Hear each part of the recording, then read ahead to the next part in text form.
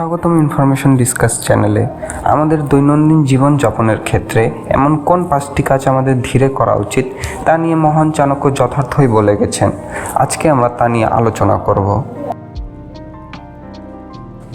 শনৈ পন্থা শনৈ কন্থা শনৈ পর্বত লঙ্ঘনম শনৈ কর্ম চ ধর্মশ্চ এতে পঞ্চ শনৈ শনৈ। বঙ্গানুবাদ: সাধারণ মানুষের গতানুগতিক জীবনে 5টি কর্ম অবশ্যই অত্যন্ত ধৈর্য সহকারে নির্বাহ করা উচিত। কোন 5টি কাজ আমরা ধীরে ধীরে করব? আমরা মন্দাক্রান্ত ছন্দে পথ অতিক্রম করব।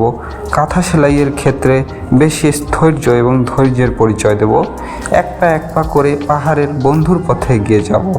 কর্ম এবং ধর্ম সংক্রান্ত ক্ষেত্রেও ধৈর্য থাকা দরকার।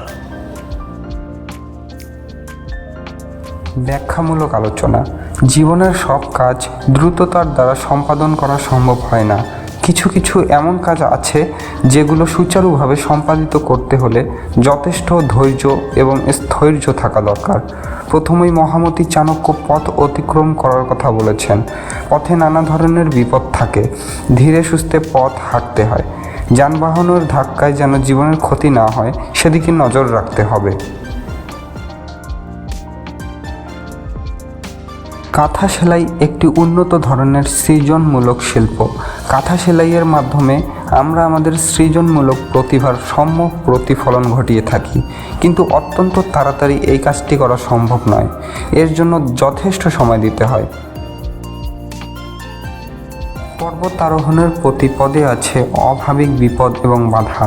যে কোনো মুহূর্তে সেখানে পদলঙ্ঘন ঘটে যেতে পারে, তুষার ঝড় উঠতে পারে, তাই ধীরে ধীরে পা ফেলে পাহাড়ে উঠতে হয়।